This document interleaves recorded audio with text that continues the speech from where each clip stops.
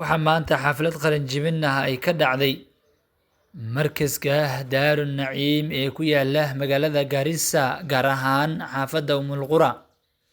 waxaana maanta la sugootiyey dufcadii koowaad ee shahaado sharafeed loo sameeyey, balse dufcooyin badan ay ka qalinjebiyeen markaskan. waxaana ka soo qayb galeen culimaadudiin, waalidiin iyo marti sharaf kale iyo qaybaha kale ee bulshada.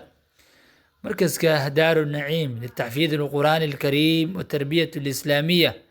ayaa maanta xafladan ee suguutin ah u sameeyey ardaydan ay ka taqarujiisay markaskan.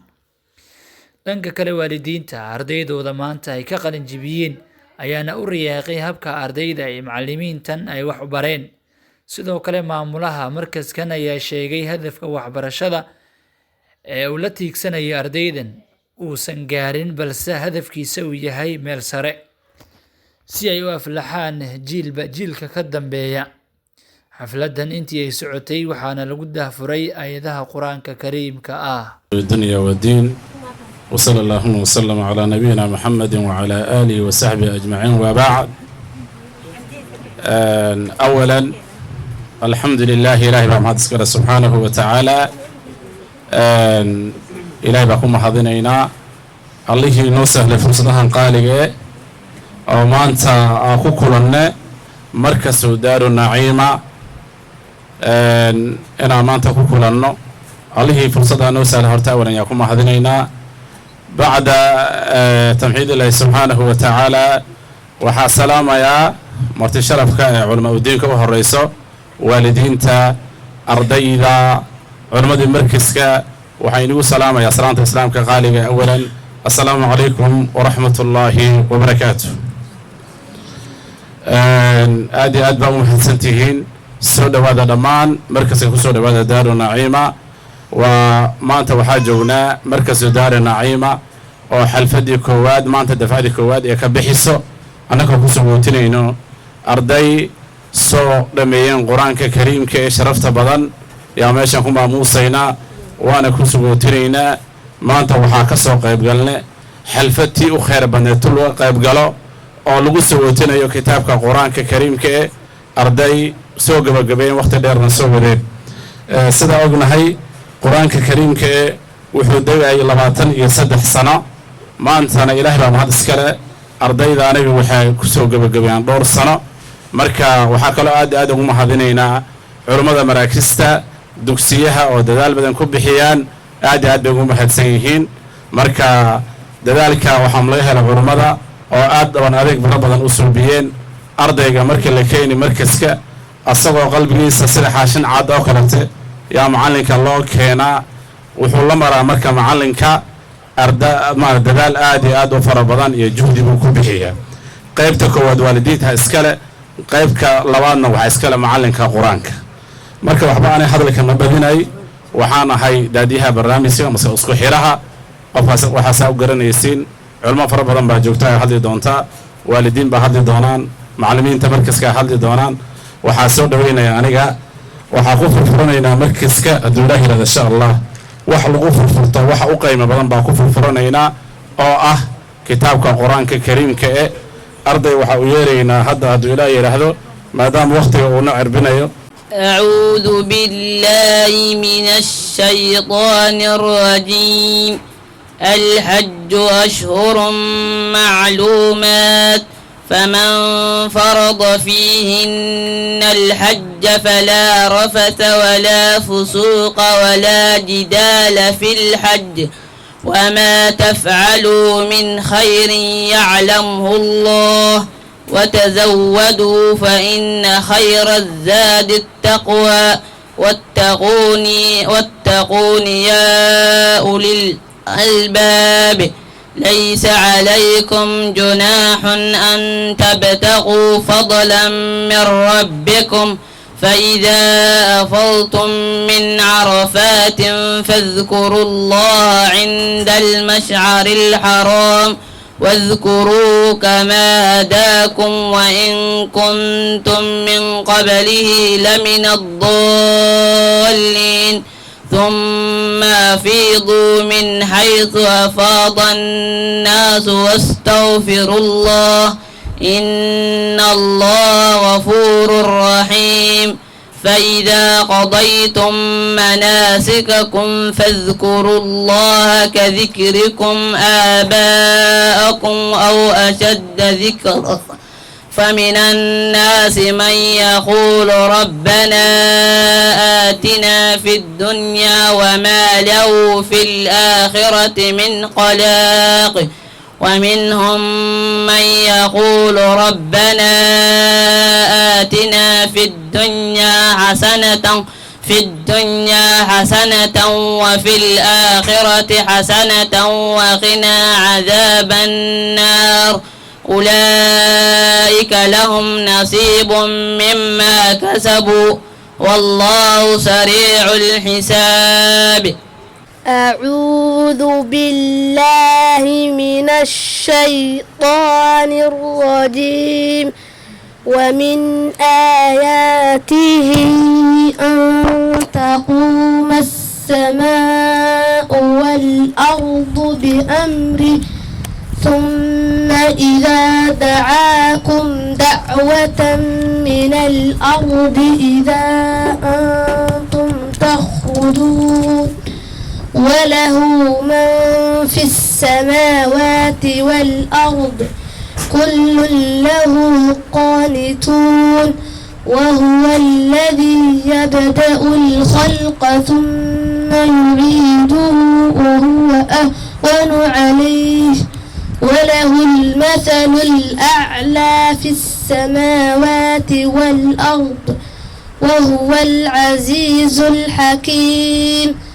ضرب لكم مثلا من أنفسكم هل لكم مما ملكت أيمانكم من شركاء فيما رزقناكم فأنتم فيه سواء تخافونهم كخيفتكم أنفسكم كذلك نفصل الآيات لقوم يعقلون. بل اتبع الذين ظلموا أهواءهم بغير علم فمن يهدي من أضل الله وما لهم من ناصرين. فأقم وجهك للدين حنيفا فطرة الله التي فطر الناس عليها لا تبديل لخلق الله ذلك الدين القيم ولكن أكثر الناس لا يعلمون.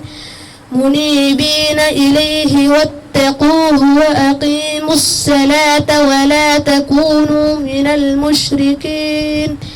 من الذين فرقوا دينهم وكانوا شيعا كل حزب بما لديهم فرحون. أعوذ بالله من الشيطان الرجيم.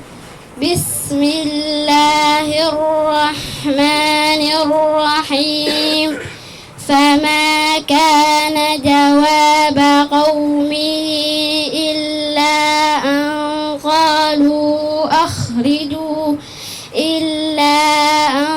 قالوا أخرجوا آل لوط من قريتكم إنهم أناس يتطهرون. فأنجيناه وأهله إلا امرأته قدرناها من الغابرين. وأمطرنا عليهم مطرا فساء مطر منذرين. قل الحمد لله وسلام على عباده الذين اصطفى. الله خير أما يشركون. أمن خلق السماوات والأرض وأنزل لكم من السماء ماء فأنبتنا به حدائق ذات بهجة ما كان لكم أن تنبتوا شجرها أإله مع الله بل هم قوم يعدلون أمن جعل الأرض قرارا وجعل خلالها أنهارا وجعل لها رواسي وجعل بين البحرين حاجزا أإله مع الله بل هم قوم يعدلون أمن جعل الأرض قرارا وجعل خلالها أنهارا وجعل لها رواسي وجعل بين البحرين حاجزا أإله مع الله بل أكثرهم لا يعلمون أمن يجيب المضطر إذا دعاه ويكشف السوء ويجعلكم خلفاء الأرض أإله مع الله قليلا ما تذكرون. الحمد لله الذي أنزل على عبده الكتاب ولم يجعل له عوجا بالعدل قائمة وبالإيمان ناصرا وداعما وللكفر محاربا وداحرا كتاب فيه نبأ الأولين وخبر الآخرين وهدايات المرسلين وحكمة النبيين وأشهد أن لا إله إلا الله وحده لا شريك له الملك الحق المبين وأشهد أن نبينا محمدا عبده ورسوله الصادق الأمين صلى الله وسلم وبارك عليه وعلى آله وأصحابه وسلم تسليما كثيرا. أما بعد عباد الله فاتقوا الله حق التقوى فتقوى الله هي نعم الأمل وبدونها تكون بئس العمل. القرآن الكريم هو سمير القلوب ومستراحها وأنيس الأرواح وروحها ونور الصدور وانشراحها ونعيم العقول وغداؤها. أولم يكفهم أنا أنزلنا عليك الكتاب يتلى عليهم إن في ذلك لرحمة وذكرى لقوم يؤمنون. القرآن الكريم هدى لا تنطفئ أنواره وعز لا يهزم أنصاره ومنهج لا يضل مناره. تلاوته درجات وتدبره فتوحات وكل حرف منه ب10 حسنات. كتاب أنزلناه إليك مبارك يدبروا آياته وليذكر أولي الألباب. القرآن الكريم هو الصراط المستقيم الذي لا تميل به الآراء وهو الذكر الحكيم الذي لا تزيغ به الأهواء وهو الكتاب الذي لا يشبع منه العلماء. أعيت بلاغته البلغاء وأعجزت حكمته الحكماء وأبكمت فصاحته الخطباء. كتاب أنزلناه مبارك فاتبعوه واتقوه لعلكم ترحمون. القرآن الكريم متانة بنيان وإشراقة بيان وظهور سلطان وقوة برهان ومعان حسان. كتاب أحكمت آياته ثم فصلت من لدن حكيم عليم. كتاب من قال به صدق ومن حكم به عدل ومن عمل به أجر. كلما ازدادت البصائر فيه تفكرا زادها هداية وتبصرا. القرآن الكريم أسماؤه كثيرة نعوته متعددة أوصافه متنوعة. هو الفرقان وهو الروح والتبيان. هو حبل الله المتين والصراط المستقيم الذي لا يأتيه الباطل من بين يديه ومن خلفه. تنزيل من حكيم حميد. جاوزت فضائله كل فضل وحاز أهله أعلى النزل ويأتي يوم القيامة شفيعا لأصحابه. قال الله عز وجل: لقد أنزلنا إليكم كتابا فيه ذكركم أفلا تعقلون. ويقول النبي صلى الله عليه وسلم: إن الله ليرفع بهذا الكتاب أقواما ويضع به آخرين، إنه كلام رب العالمين، فيه نبأ ما قبلكم وخبر ما بعدكم وحكم ما بينكم. القرآن الكريم هو النور المبين والحصن الحصين من الأبالسة والشياطين. هذا كتاب الله جل جلاله قد فاض نورا باهيا وجمالا. هو سبحانه من هذا البيان كتابه ملك القلوب ومزق الأسدال. عباد الله، لقد أدرك أعداء الإسلام أن قوة المسلمين تكمن من قرآنهم وفي كتابهم، فهو الذي يدفعهم للذب عن دينهم ونصرته. قرآننا النور والأعداء ظلماء، وكم تبدد ليل الوهم أضواء. قرآننا صور بالحق ناطقة قرآننا صور بالحق ناطقة، بيانها مشرق كالشمس والضاء. وحي من الله محفوظ وإن حرقوا أوراقه ففي الروح سيماء. قلوبنا أيها الغاوي مصاحفنا فبؤ بخيبتك الكبرى كمن خاب وباء. وختاما أيها الأكارم، أتدرون من خير هذه الأمة؟ اسمعوا إلى هذا الحديث. يقول النبي صلى الله عليه وسلم: خيركم من تعلم القرآن وعلمه. اللهم اجعلنا من أهل القرآن الذين هم أهل الله وخاصته برحمتك يا أرحم الراحمين. الحديث الثاني عن عمر رضي الله عنه أيضا قال: بينما نحن جلوس عند رسول الله صلى الله عليه وسلم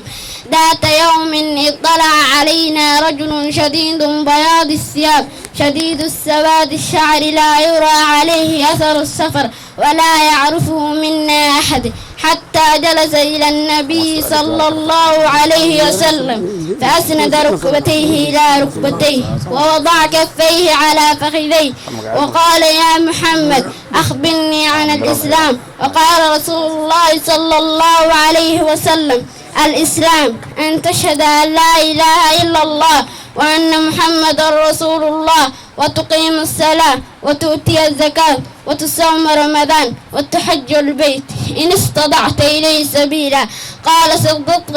صدقت فعجبنا له يسأله ويصدقه. قال: فأخبرني عن الإيمان. قال: أن تؤمن بالله وملائكته وكتبه ورسله واليوم الآخر وتؤمن بقدر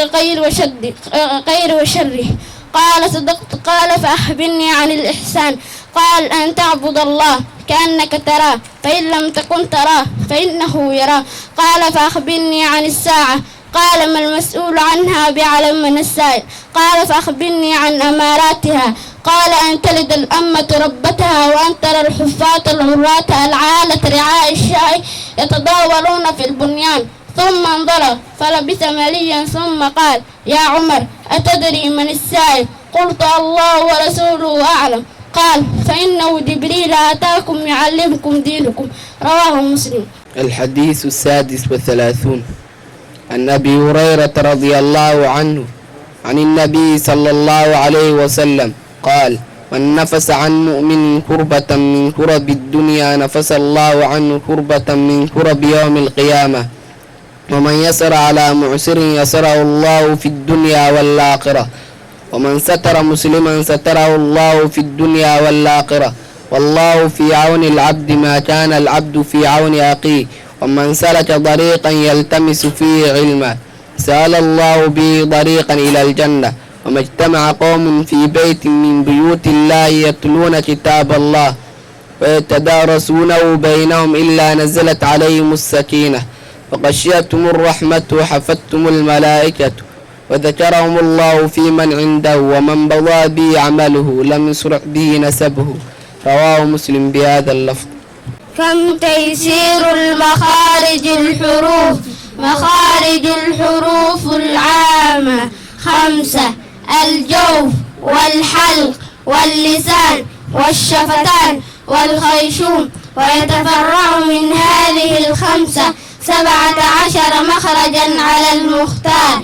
الجوف وهو خلاء الفم والحلق، وفيه مخرج واحد مخرج الجوف، ويخرج منه حروف المد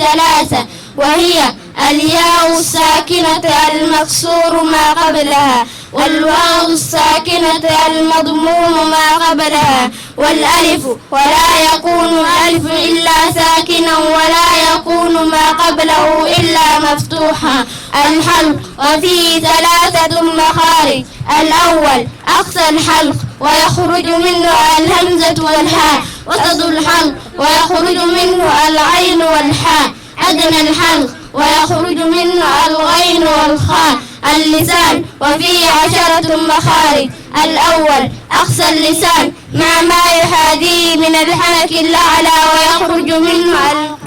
القاف. أقصى اللسان مع ما يحاذيه من الحنك الأعلى ويخرج مخرج القاف قليلا ويخرج منه الكاف. وسط اللسان مع ما يحاذيه من الحنك الأعلى ويخرج منه الجيم والشين والياء غير المد حروف الجيش. الرابع إحدى حافتي اللسان أو كلتاهما مع ما يحاذيه من الأضراس العليا ويخرج منه الضاد. أدنى حافتي اللسان أو ما يحاذيه من اللثة العليا ويخرج منه اللام. طرف اللسان مع ما يحاذيه من اللثة العليا ويخرج منه النون. طرف اللسان مع ظهره ويخرج منه الراء. طرف اللسان مع وصول الثنايا العليا ويخرج منه الضاء والدال والتاء. طرف اللسان مع ما بين الثنايا العليا والسفلى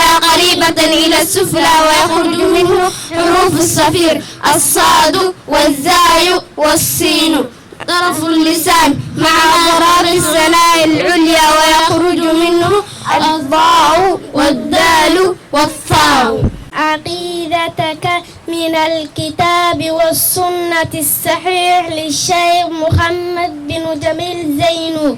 حق الله على العباد. سؤال: لماذا خلقنا الله؟ جواب: خلقنا لنعبده ولا نشرك به شيئا، والدليل قوله تعالى في سورة الداريات: وما خلقت الجن والإنس إلا ليعبدون، وقوله صلى الله عليه وسلم: حق الله على العباد أن يعبدوه ولا يشركوا به شيئا، متفق عليه. سؤال: ما هي العبادة؟ جواب: العبادة اسم جامع لما يحبه الله من الأقوال والأفعال كالدعاء والصلاة والذبح وغيرها. قال الله تعالى: قل إن صلاتي ونسكي ومحياي ومماتي لله رب العالمين، نسكي ذبحي للحيوانات. وقال صلى الله عليه وسلم: وما تقرب إلي عبدي بشيء أحب إلي مما افترضته عليه. حديث قدسي رواه البخاري. سؤال: كيف نعبد الله؟ جواب: كما أمرنا الله ورسوله. قال الله تعالى: يا أيها الذين آمنوا أطيعوا الله وأطيعوا الرسول ولا تبطلوا أعمالكم. وقال صلى الله عليه وسلم: من عمل عملا ليس عليه أمرنا فهو رد، أي غير مقبول. رواه مسلم. سؤال: لماذا خلقنا الله إلهي محونا أوره؟ جواب: خلقنا وحونا أوره لنعبده إنا عاونه ولا نشرك إنا سل ولا جنين به إلهي شيئا وحبا. والدليل قوله تعالى: قولك إلهي دليل في سورة الداريات: وما خلقت الجن جن وما أور والإنس إنسي إلا ليعبدون إن يعاودان معهن. وقوله صلى الله عليه وسلم: هذا الكناء محمد دليل حق الله على العباد، حق إلهي أدومدي سكوليه وحاوي أن يعبدوه إن يعاودان ولا يشركوا إن يسل ولا جن به إلهي شيئا وحبا، متفق عليه. سؤال: ما هي العبادة؟ عبادة محالية رادة. جواب: العبادة عبادة محاوي اسم مقع جامع كل منايو لما يحبه الله وحوى بإلهي وجعله من الأقوال هذا اللو ينكمد والأفعال فعلو ينكمد كالدعاء سيد الدعاء وكله والصلاة سلادة والذبح قورعة وغيرها وحي لمده قال الله تعالى إلى حيره قل يا أيها الرسول الكريم نبي محمد ومحاتر هذا إن الصلاة سلادة ونسكي قورعيga ومحياي نلشيدا ومماتي قيرديدا لله ألا أسقناتي رب العالمين أونك ربي هذا العالمين حالي هذا ويح لك صارودا نسكي ذبحي للحيوانات وقال صلى الله عليه وسلم حيري من عمل قفكي عمل فلو عمل ما تقرب ومدوان إلي أنيق ألا حقيقة عبدي أدونك ومدوان بشيء شيء أحب أن كجعل بدنيو إلي أنيق ألا حقيقة مما افترضه وحن كفر ذيله عليه كركيسة حديث قدسي رواه البخاري. سؤال كيف نعبد الله إلهي سيدين وعبدينا؟ جواب كما سيدي أمرنا الله إلهي ونا أمره ورسوله رسول كيس قال الله تعالى إلهي حيره يا أيها الذين أخيارتي آمنوا ألا رمينوا أضيعوا الله ألا أضيعه وأضيعوا الرسول كونوا محمد أنا أضيعه ولا تبذلوا أسكبرين أعمالكم أعماشين وقال صلى الله عليه وسلم حيري من عمل قفكي عمل فله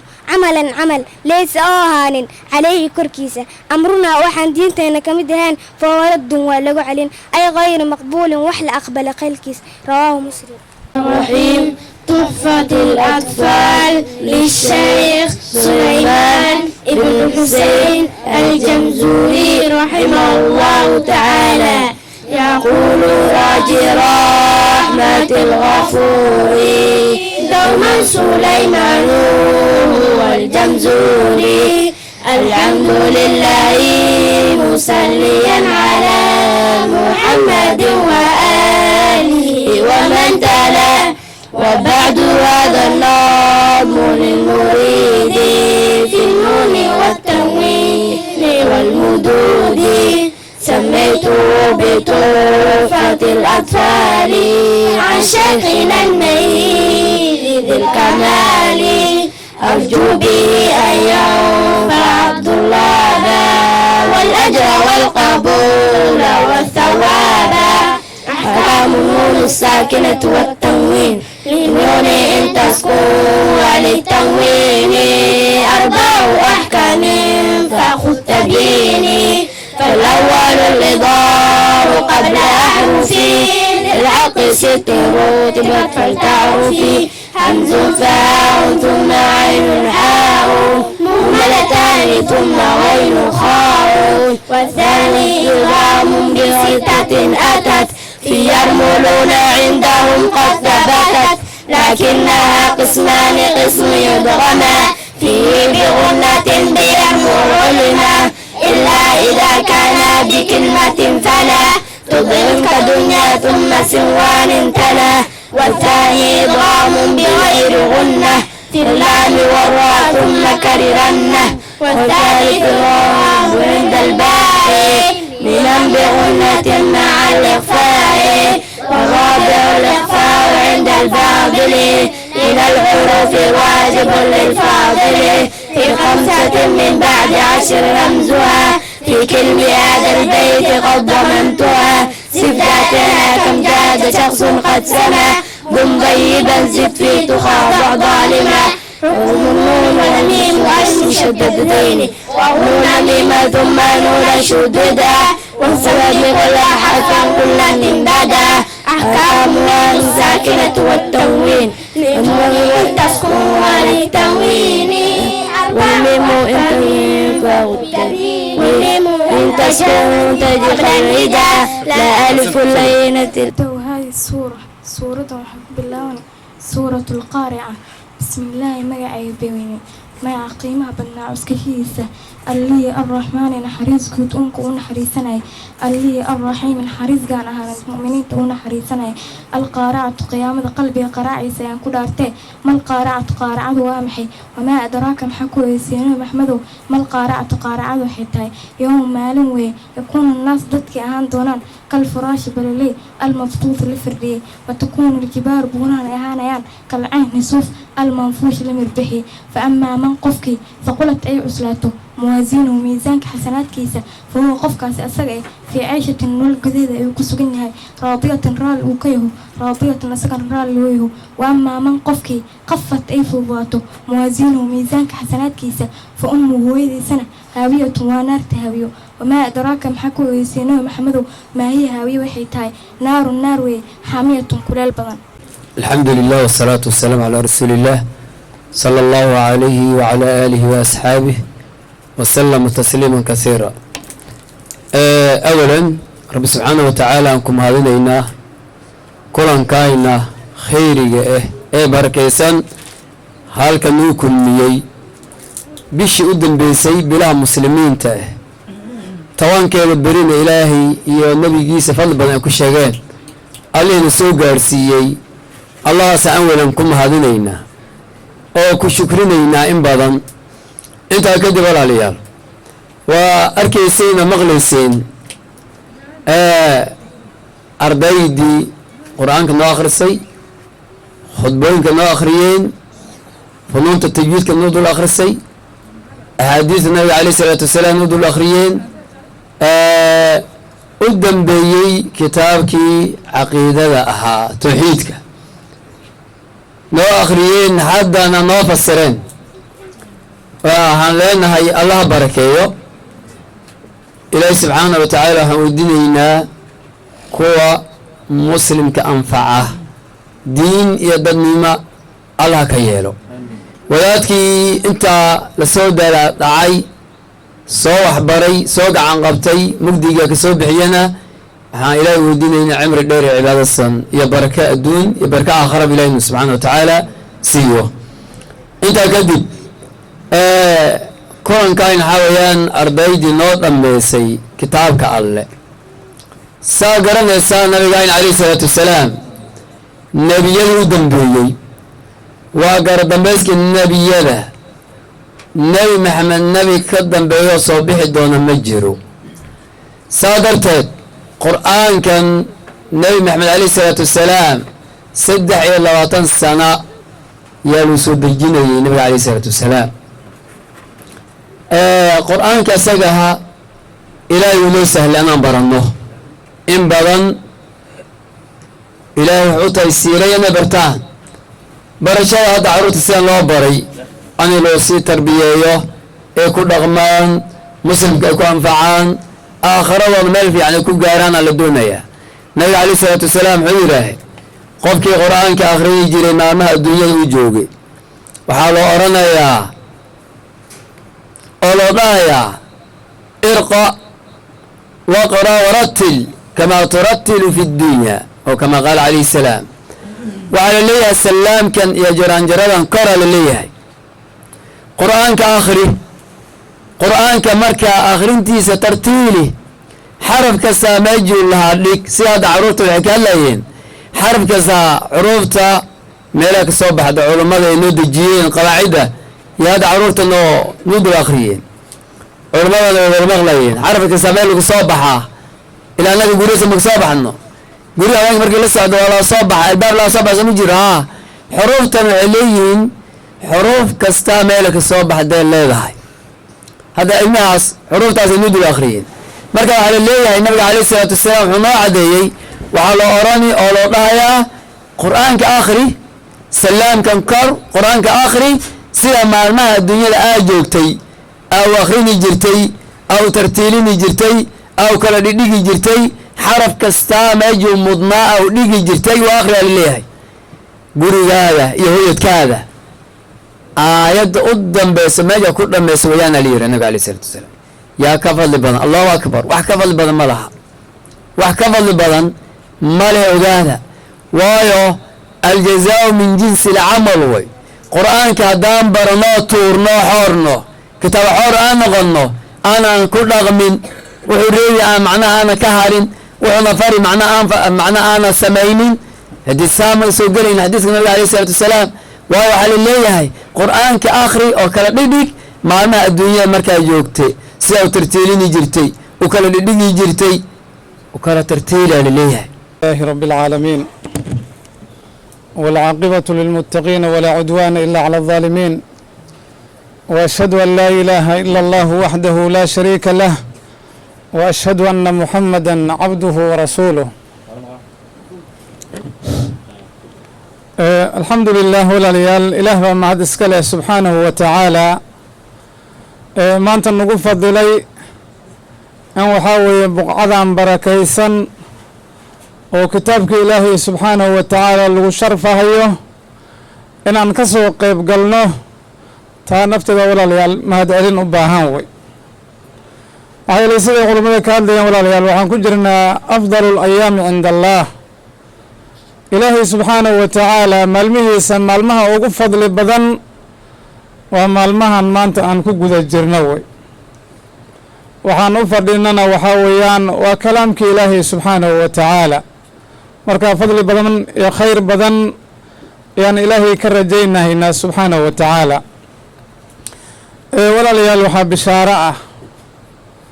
qofkii ilaahay subxaanahu wa tacaala uu waafajiyey cunugii u dhalay inuu qur-aanka kariimka xifdiyo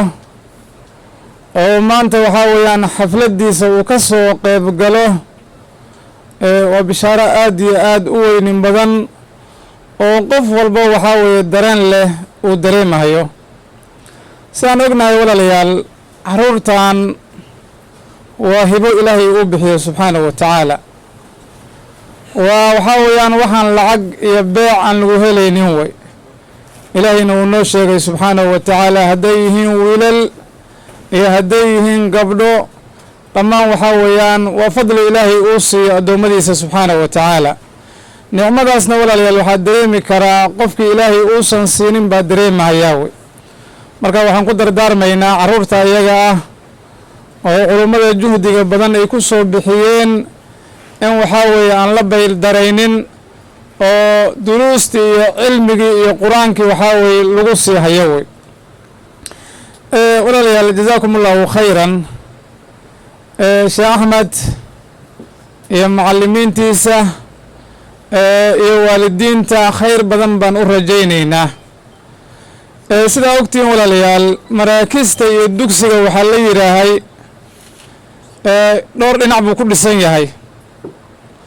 kow macallinkii waa in la helo wey juhdigiisii iyo dadaalkiisii tiina way noo muuqataa wey labaad waa in la helo waalidiin waxaa weeye macallinka hiil iyo hoog garab taagan oo waxaa weeyaan culeysyadiisa iyo duruuftiisa iyo xuquuqtii lagu lahaa iyo xuquuq ka siyaadsan waxaa weeye daa'iman ku talagelahayaan waxaan xasuustaa walaalayaal markayskan qisaada ka hore iga qabsatay ardayda ka mid ah wuu fadhiyaa waa sheekh hadda khudbada noo jeedin hayay sheekha wuxuu u soo diray su-aalooyin waxay ahayd qabla sanawaat anigaa culummada way waxaan isku qabannay bannaankan aan isku qabannay hadda markuu khudbada akhrinhayay baan soo xasuustay wuxuu yihi sheekha weliba gabar baa i weydiisay laakiin isagana wuu la socday walaashiisay ahayd su-aalaan noola soo diray su-aashaa ninkii ka jawaabana sheekha wuxuu u ballan qaaday jaa-iso iyo in laga farxinayo marka way soo noqteen waxaan rabnaa su-aasha inaad noo sheegto wey adeerow maxay ahaad wey waxaa noola soo diray buu yidhaahay ninkii arkay masiixu dajaal ninkii arkay yaa noola soo diray sheekh axmed noo soo diray qofkii ku guulaystana jaa-isuu leeyahay wey adeerow waxaan idhi waxaa weye waa tamiim aws addaarami ninkii arkay waa ninkaasaan ku idhi ninkii waan kala dhaqaaqnay sheekh cabdullaahi buu ahaa cunug yarna wuu ahaa marka aad buu u yaraa qabla sanawaat haddana bacda sanawaat yaan waddo iskaaga hor imaanay sheekha kheyr allah siiye si waxaa weeye sharaf leh buu ii salaamay waan wareystay marka waryaa adiina yaa ahayd ina hebel baan ahay waan fahmay wuxuu yidhi sheekh aniga maalin su-aal lii soo diray oo iga sii daasay yani weligay dib dambe ku hilmaamaynin wey adeero maxay su-aashaas maalin baa cashir noola soo diray su-aal noocaasa sheekha noo soo diray su-aashii baa marka waxaa ku weydiisay buu yidhi gabar walaashay ah oo aan isla soconnay su-aashii baan ka faa'iidaysanay oo maalinta jawaabta aan geynay ijaazana waan helnay aniga isag maalinta telefoonka saan kala qaadanay ilaa hadda waxaa weye waa saaxiibkay waay marka jazaakum allahu khayran walaalayaal salaatu ullaahi wasalaamu caleyh wacalaa aalihi wasaxbihi ajmaciin ilaahay subxaanahu watacaala yaa mahad iskale marka koowaad ilaahaygiina isku keenay inaan kitaabka ilaahay ku weyneyno ilmaha ardaydan aan la farxano aan u muujino meesha ay taagan yihiin martabada meelna walba gaari karin uusan ahayn ayagana waxay ogaanayaan shaqadii hayeen inay ahayd shaqo aada culus kuwa kaloo ka dambeeyaana ku dayasha u noqonaysa intaa kadib walaalayaal majaalkan qur-aanka haddaan macalimiinay khaasatan aad baan xoogaal ugu nahay oo meelihii macnaha gaabis ah iyo meelaha loo baahan yahay waalidka in wax looga sheego maadaama in badan kusoo dhex jirnay culamada khayrlaha siiya wixii waana ayagaa noo dhameeyey qur-aankan ilaahay subxaana wa tacala maa u maqan kitaabka qur-aanka ee weli waqtin hadda aan marayno dadka waxaa malaysaaba nin laga jeedayba hadda alxamdulilah waxoogaa sidii hore fasahaadkii faraha badnaa dadkii iskuolka lagu fasaahsanaa ma jiro maxaa yeelay waaqicay owaadeen hadda ilmihii iskuullada bogay 20 sano ka hore oo jaamacada ka soo baxay waan garanaynaa xaafadahooda joogaan waxa ma hayaan laakiin cunugii lagu sabro oo intii qur-aanka ilaahay la baro oo qur-aankaasi aan meelo kale loo fiirinin xaafadda saa ku filan yarbaa waxaan ogahay hadda da-da 20 hadda u dhammaatay saddex ka waaweyn yuu qaarna jaamacada ka bixiyaa xaafaddii raashinka cunayn asagaa dhiga qur-aano bartay ma adalgii iskuul iskaga baxay horta iskuul xalkiisa waa noocaas ninkay ku daalayow adduuna ma haysid aqarna ha sheegin oo xisaab baa kuu taalla maxaa yeelay cunugan mas-uuliyaddiisa ilaahay baa gacantaada geliyey rabbigiisa hadaa bari waysi oo isagoo yar diinta ilaahay ku tawbasheen waysi oo meeshii la rabay inaad tawxiidka ilaahay subxaana wa tacaala iyo diintiisa aa fahansiiso maxaa yeelay waxaa ugu horreeya qof markuu dhinta la weydiinaayo qabriga waad garanaysaan rabbigaada waa kee diintaada waa tee oo diin aan barin oo loo sheegin muxuu sheegi nin walba wuxuu beertuu leeyahay camba haddaa beerta cambadaa kusoo baxaysaa waad arkaysa inaad cunug yaraa ilaahay barakeeyo ilaahay subxana wa tacala waan ka baryaynaa inuu cimriga iyo caafimaadka ilahay u ziyaadiyo asagoo kalena ilaahay subxana wa tacaala bulshada allah ku badiyo waxaan u rajaynaynaa nolol wanaagsan iyo sheekhan waxaa leeyahay cunuga u dadaal waxaan dareemayaa cunugaasi wax yaroo soo baxaya inuu yahay insha allahu tacaala maasha allah aan dhahda ilmaha noocaas ini qalbiga lagu qabanin maxaa yeelay isha waa xasid marka waxaa la rabaa inaad ku kabto maasha allah dhahdid soo ilaahay subxana wa tacaala isha ooga qabto marka ninkaasoo kale haddii lagu dadaalo waxaa soo baxayaa jiil wanaagsan oo bulshada anfaca dhibaatadii farshadooyinka hadda dadka tuugadan xataa mayna jirteen hadda inta badan ilmaha madaariskii qur-aanka ka soo baxay kuma arkaysa wax tuugaa laakiin wax hadda meelaha taagan oo aan tukanaynin oo dadka lafahan ka qaadanayaan waa dadka dugsiyaha ka cararay masaajidna aan lagu sheegayn warkiisa maalin dhow masaajidka mulqura dhalinyarada saxdaan oo haweenkii masaajidka ilaaliya salaasu waxay yeeleen masaajidka barnaad meena soo xiran barnaadii saxdaan saada la galay mid baan duu soo weysiisay masaajidkii soo aaday yaan tu kala telefoon laba telefoon qaatay nin xafad laga soo kiciyey oo soo weysiistay oo guri ilaahay soo aaday oo haddana telefoonii qaadanaya intuu jeeda telefoon masaajid nin daan waayo maxaa laga sugi dad noocaas anaga buuxa la rabo marka dadkaas in diinta la tusiyo marka waalidow khaasatan hooyooyinka waxaan leeyahay beryahan mas-uuliyadda ilaahay bukaantii idin bugeliyey raggii waa la kala leeyay shaqada ragga ciddii masruufkeedii iyo wuxuu la daala dhacayaa ee nolosha kore xaafadii guryihii iyo tarbiyadii maamulkiina idinkaas ka leh nin walbana waxa uu mas-uuliyad u taala oo la weydiin doona maalinka aakhira marka waxaa la doonayaa mas-uuliyaddan aa u istaagtaan dugsiga iyo baahidiisa saad og tihiin mu-asasooyin ma jiraan ama dowlada ma jiraan arrintaas u istaago ku quma ma lahan muslimiinta wax laga qaado ambaa lagu sameeyaa dugsigana arkaysaa u nuuraayo oo qiimahan arkaysaa calladan iyo waxan hooyooyin wanaagsan baad uquma u istaagay oo quraxdan u yeelay maalin dhow wuxuu iska ahaa baatiya iyo jiingadooyin iska qabta hata ana fiirin karin buu ahaa maantana quraxdan iyo qiimahan uu leeyahay wixii markii saa isku garab istaago wax quraxsanaa soo baxaya يعني من علماء به لكن علماء بان كل إحنا الله يوم لجوجنا حنا رأينا كلمة دي الوالدين تقالوا جيديو علماءنا ومهتنين معلن كانوا ومهتنين ما شاء الله إلهي بركة يا أرضي دو حل يا والدين تلاقيه حويان هذا والدنا هاي أرضي دا وأن أوجه لنا معلمين صبته لما شيء بوجه لنا لما هذا الشيء وحوي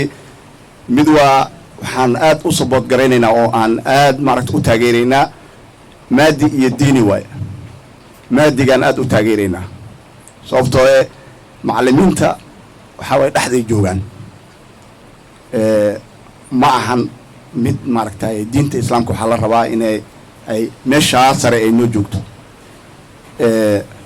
masalan waxaa waay ani hadda gurigaan ku noolahay oon joogaa hooyaa joogtaa ardaydayaa joogtaa dugsi dhiganayaan iskuulna dhiganayaan iskuulka waxa la siinaayo lama siinaayo diintii lama siinayo markaan hadlana xag iyo xag iyo xaggaa laga soo wada booda ruuxu walba oo gurigaa joogo markaan xagga diinta aan ka hadlo weeraraa la soo qaaday salaadaada dugsiga hala aado laakiin ma dhahayo dugsi iskuul hala aado iskuulka 9 saac habeenimo la kaca daba la shida gaas la shida waa laga fikiraa gaaska dhamaaday gaaski 9 saac habeenimo loo kacay la gaaska dhamaaday gaaska la keeno laakiin lama dhahayo dugsiga 9 saac loo kacay gaaska dhamaaday hala keeno ma maqlaysid waan wada fadhina hadda been haddaan sheegaya la ii sheego marka walaalayaal waxaan idin leeyahay diinta islaamka waa midda inta la soo gaarsiisay sharaftan iyo cizigan iyo karaamadan aan ku wada joogno marka aynu qawiyeyno ayada aan weyneyno ani hadalkayga waan soo yareynayaa marka macallinkii dugsiga iyo ardayda sidan u soo barbaariyeen uu mahadsan yahay kulay asagana hadda wixii uu mudan yahay waan ognahay intaas ayada ayaan maaragtay ku soo gabagabeynayaa taladayda walaalayaal waxaan idin kula talinayaa aynu kaalmayno macallimiinta aan garab istaagno ardayda iyo diinta islaamka aan kor u qaadno intaa uma idin leeyahay sababtoo yani waxyaalo fara badan baan soo arkay meelo badan baan soo maray meelo badanoo nalagula fiican yaa jirtaa haddaan Soomaali nahay marka ilma adeeryaalow intaa uma idin leeyahay igana raalli ahaada wixii gaf aan idin geystay wixii kalena waa ku kaa insha Allah alxamdulillah wa tanawulat wa salatu wassalamu ala rasulillah sallallahu alayhi wasallam alxamdulillah ilaahay baan ku mahadinaynaa waqtigeena soo gaarsiiyey waa nasiib waa qaliilo min cibaadiya shakuur dugsigan waxaan ka mid ahaa waalidiinta saabiqiinta oo dhowr arday ay u qalin jibeen qaar ka mid ah hadda way shaqeeyaan oo ilmeyga ka mid ah waxaan ku faraxsanahay inay macallinkooda sheekh axmed ay aabbe axmed dhahaan macallin axmed ma dhahaan oo ina xiriiriyaan marka waxaa kaloo ina sheegi dugsigan taarikhdiis way fogta meeshan aan ku fadhino gurigaa ku yaalla gurigaas hooyadan oo sheekh axmed hooyadiis aa iska lahayd intuu ku yaalla dugsigan ku garab yaali marka sheekh axmed marna ardaydu wax noo bari jiray marna wax ku mashquuli jiray khidmadii hooyada marka waa dugsigan waa dugsi fog oo maaragtay ducadiisa musalsal ay tahay ilaa yowma alqiyaama maxaa yeele waa qof oo maaragtay aan ogsoona oon ilaahay hortiisa aan hataa aan sheegaya maadaama jiraankiisa nahay inuu ahaa nin u istaagay khidmadii hooyadiis oo hooyadiis ay u duceysay marka dhammaanteen soo dhowaada xafladda aad aan ugu faraxsannahay ilaahay hayna barakeeyo dugsiga ilaahay noo barakeeyo أحمد إلهي كرهك يلا الله رب العالمين وبه نستعين على أمور الدين والدين وصلى اللهم على نبينا محمد وعلى آله وأصحابه ومن تبعهم بإحسان إلى يوم الدين وسلم تسليما كثيرا أما بعد السلام عليكم ورحمة الله وبركاته إخواني جزاكم الله خيرا بارك الله فيكم إله أيام أولا وآخرا أمهات علينا يا rabbi subxaanahu wa tacaala meeshan khayrka badan suuka ay keene annaga oo kitaabka ilaahay maamulayno haddana aan joogno maalmo khayr badan oo u ka khayr badan maalmaha kale oo ilaahay subxaanahu wa tacaala uu ku dhaartay oo ilaahay uu leeyahay waalfajri walayaalin cashr waxaan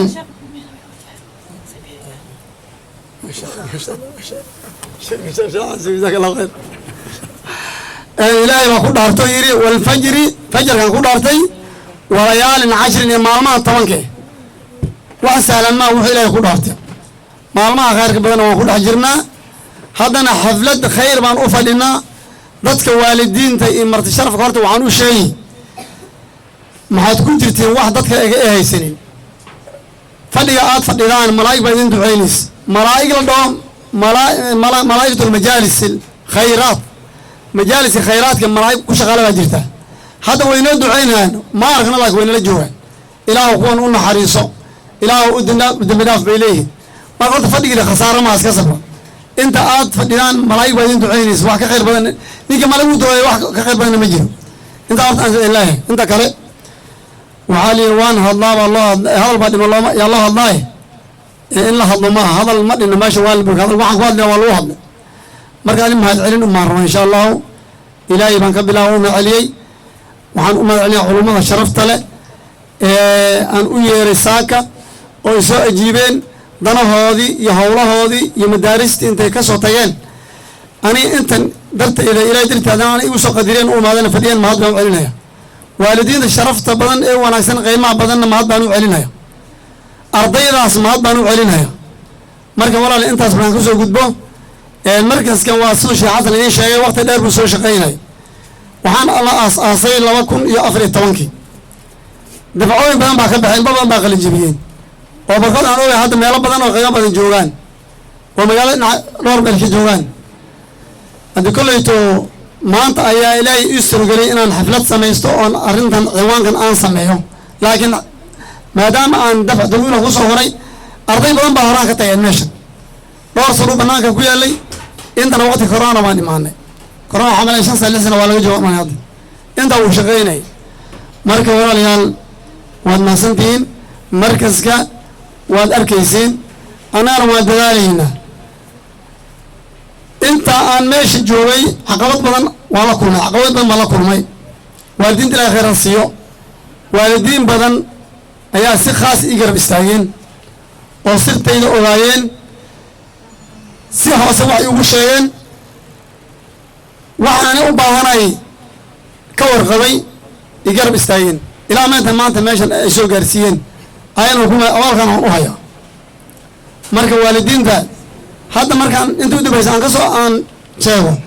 dugsi naara ugu dumay anoo shilin gacanta ku haynin waxbana aan haynin uu dugsiga dumay ilaahay baan baryo salaatuleyl baan tukaday ilaahay baa ii fududeeyo waalidiin badanna way garab istaageen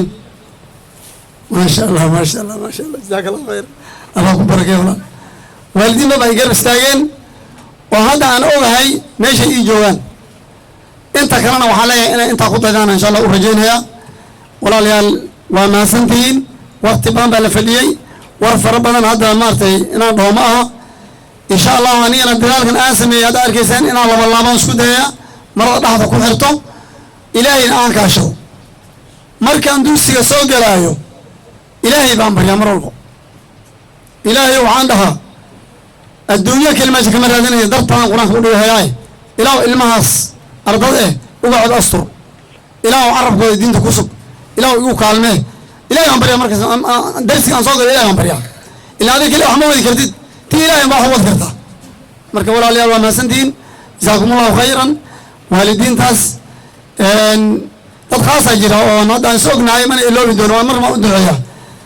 marka waxaan leeyahay waxaa leeyahay fartooda la feel ma meerto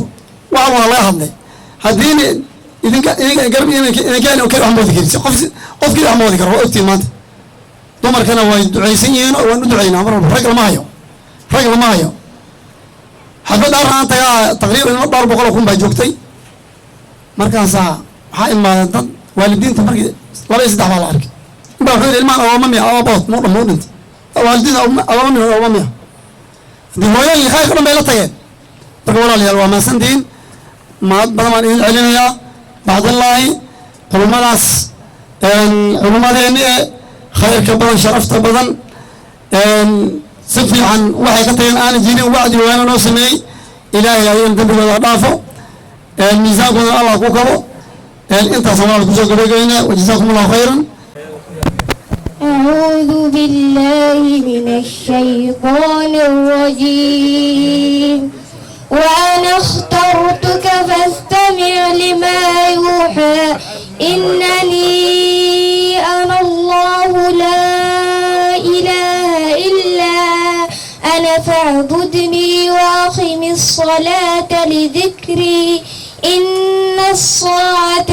آتية أكاد أخفيها لتجزى كل نفس بما تسعى فلا يصدنك عنها من لا يؤمن بها واتبع هواه فتردى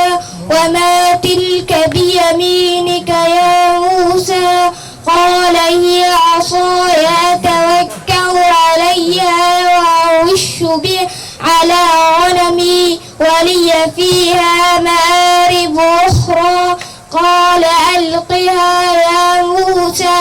فألقاها فإذا هي حية تسعى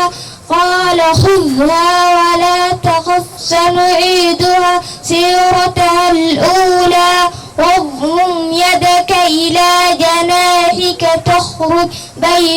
بيضاء من غير سوء آية أخرى